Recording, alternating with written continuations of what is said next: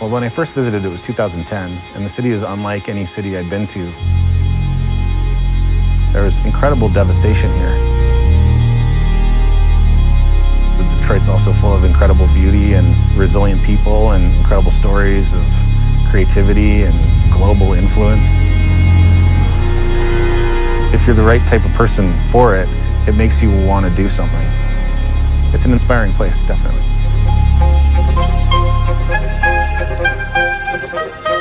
Detroit has always had the fire of creativity burning in its belly.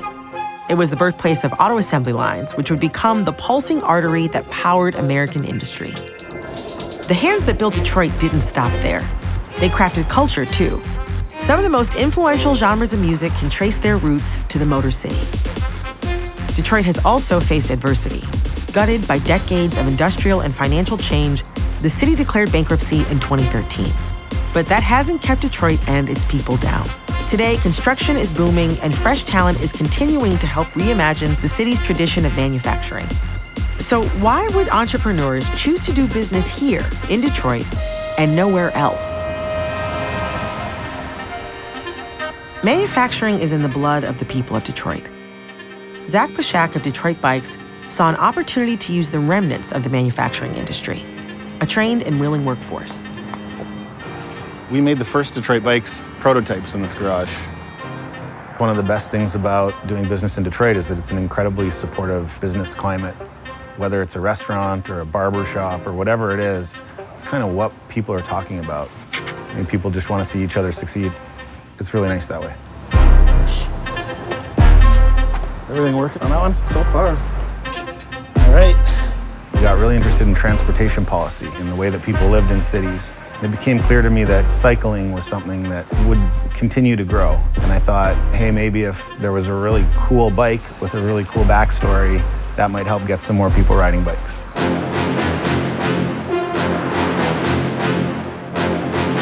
This is our 50,000 square foot factory. It's the largest bike manufacturer in the United States. We're very different from most bike companies. American bike brands typically are just buying a bike from a Chinese factory and then putting their logo on it. We're actually manufacturing here in the States. It's the people here from this city making these bikes. You know, it's the design that's gone into it, the production. There's a whole lot of blood, sweat, and tears in that bike.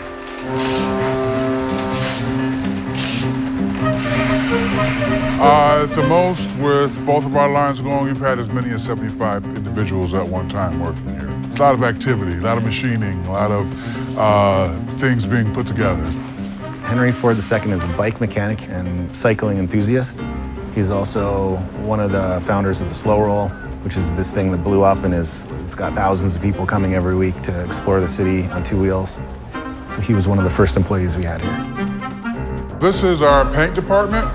We take pride in our paint process in order to replicate the automotive industry and their quality as well. This is motor capital of the world, but most people don't know this also used to be the bicycle manufacturing capital of the world. The automotive manufacturers started by making bicycles as well. So to bring that back and still look forward is a pretty awesome thing. Trying to do 40 bikes in a day, and every weld I put into it, I'm trying to get better and better with it. And I've stopped a couple people there, like, hey, I built your bike. They're like, what? Yeah, I've more than likely welded that frame for you. Like, oh, that's cool. I'm from a family of manufacturing, so to continue that is something that I'm really proud of. You know, I get a similar feeling on what they felt like when they see the vehicles they worked on that are next to them in their highway. I get to see a Detroit bike every once in a while. Every time I get a chance, I always congratulate them and say, nice bike. Every time. We also have a retail store downtown, and I describe that as sort of being like the gift shop to the factory. That gives us sort of a community presence. So you meet so many unique people down here that all have a really good story, and now it just seems everybody wants a bicycle in Detroit. I've seen a lot more cyclists out, especially riding these kind of commuter-style bikes just to get to and from Wayne State, downtown, New Center. I think it's the best way to see Detroit because you see so much more of the city's culture. Right about that time. All right, Palmer Park bike riders, good evening. How we all doing tonight? Good to see everybody. That's appreciate all you guys coming and showing support. Left turn! Left turn! There's a community who understands that we put the world on wheels, but there's other transportation that also uses wheels. What's up, little man? Biking is fun. It brings you closer to each other, brings you closer to your environment and to the neighborhoods as well. So there's a good feeling of community coming back to the city, and it all ties in with biking as well.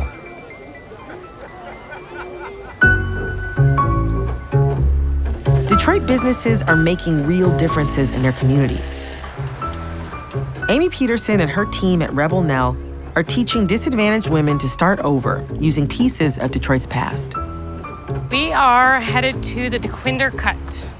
DeQuinder Cut is a bike path that was created on some overgrown land under some railroad tracks. Over the past couple years, they continue to expand it, and it's a great place to go walking and sort of enjoy downtown, and it's filled with all these incredible murals that artists have done over the years. I was running one day here and saw a piece of graffiti that had fallen on the ground. I picked it up, and that's really what started the process of thinking, how could I turn this piece of fallen graffiti into, wearable art? Rebel Nell is a social enterprise here in Detroit with the sole purpose of employing, educating, and empowering women who are transitioning out of homelessness. We make jewelry out of fallen graffiti that we collect, and we transform it into works of wearable art. We thought, what if we could create a company that would teach a woman to fish? And what does that look like? Where we could not only provide employment, but all of the wraparound services they need to transition into an independent life. This is what we look for, layers. It's hard to believe that, we can turn this into this. I mean, sometimes we'll come down here and we'll have a giant, just chunk that's just on the ground. And that's just because Mother Nature said it was time to come down. We don't touch the graffiti till it actually falls on the ground. We have a lot of respect for the muralists and all the artists out there that have created these incredible pieces of art. We usually wait till spring comes and then go on a nice graffiti harvest as a team building event.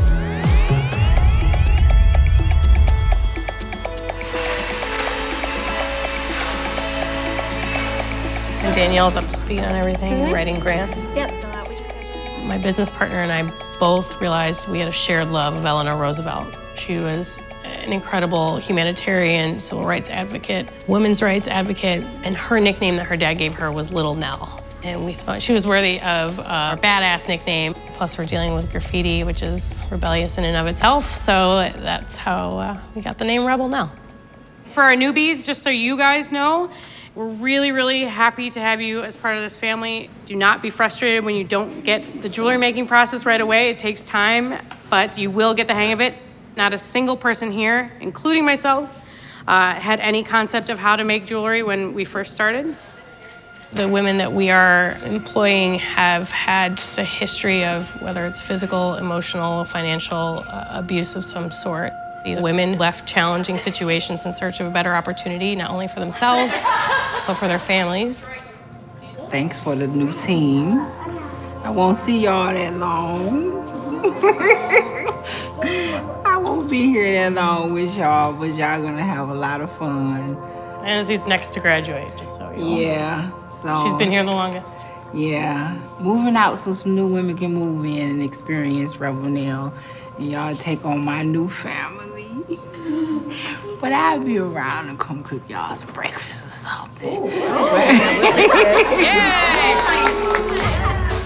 Building up their confidence is a major thing that we do here, and you can see that reflected in the jewelry, and that gives her an outlet. And how great does that feel when somebody buys something that she had a vision for and poured her heart and soul into?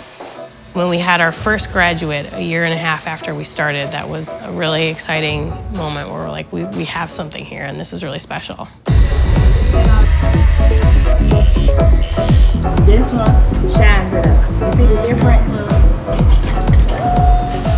Every single piece is one of a kind.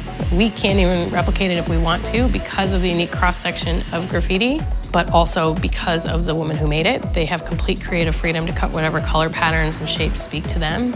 And as far as I know, we're one of the only people out there making jewelry out of fallen graffiti. So that makes us, I think, a little unique.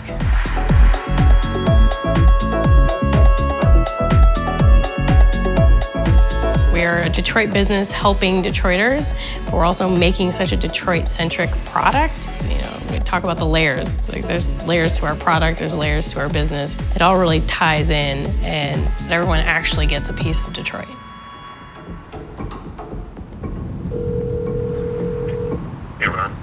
So this is what we're gonna do. You're gonna print half of the fronts, and then LeVar is gonna print the other half, and you guys are gonna heat press at the same time. All right. Like Rebel Nell, community is key to everything that Ron Waters does at One Custom City. His screen printing business merges craft, creativity, and the people who call the city home. When I first meet entrepreneurs, I tell them not to wait. I say, get started now. Do it as fast as possible, because you don't want to be looking back 5 years and you're like, I didn't do anything. Prior to this, I had zero experience printing. Zero. This is one of the first screens that I ever had. This might be the first screen. One Custom City formed after I actually started a product design company called Side Design. And it kind of happened out of a little bit of a necessity. Friends and family that couldn't afford like my crazy expensive furniture. So it's like, hey, you can buy this shirt for 20 bucks. And they're like, yeah, I can support you for 20. I can't support you for $500 Japanese wall-mounted clock. We'll do green and then do maybe the tips. You can like actually force some ink like into the screen so you can get some different stuff going on. Having a product development background, there's not any projects that I'm like, ooh, I don't want to print that, get it out of here. I'm like, I've never printed on that before. Maybe we can set up some type of fixture that could actually work so that we can print that. We're not just printing shirts or posters. We're printing boxes that are pre-assembled. We're printing on plastics. We're printing on glass, like stuff that people are like, ooh, I don't want to do that. You should talk to Ron. And sometimes it's an epic failure, and sometimes they love what we're doing, but people really appreciate the fact that we're willing to actually try. I always wanted to start a business, but I knew I would come back to Detroit. For the simple fact, I'm from here. Detroit's very a knit community that really steps up and like supports people. And the 2,300 square feet of space we're in right now that we recently purchased, where in LA, in New York, doesn't exist. And it's amazing, that did hold a lot of detail with that white, with the letters. Ron offers a lot. It's not just a print shop. It's a collaboration space. It's like an organized hub of creatives here. Everyone's trying to help each other out. One Custom City has a mentorship program. We have 7 different folks that are working at different capacities. It takes about 6 months to like get the hang of like the basics. After that period, we tackle like more advanced projects.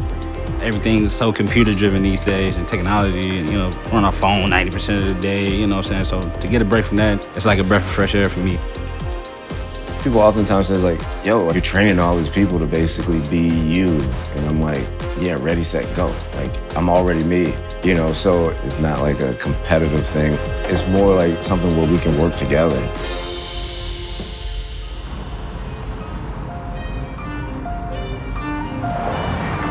This is usually a typical Friday. Guys are like busy because we got like some last minute project. We go over the screen tag to go buy supplies, just making it happen and keeping it moving. That brush you had? Yeah. Worked really good. The guys like that. Yeah. You got any more? I do. All right, let me get some of those. Sometimes I think people are almost underwhelmed by like what they expect from a business in Detroit that's, you know, prided in Detroit, that's of color sometimes.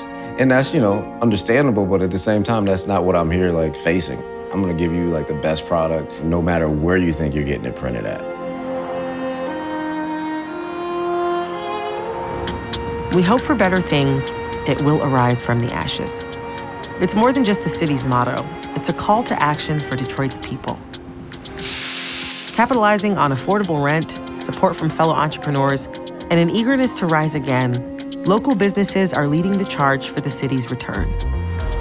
The pride of being from Detroit is a really big thing, and I think people love the fact that they're here because Detroit sort of builds these bikes, and Detroit is really part of the product.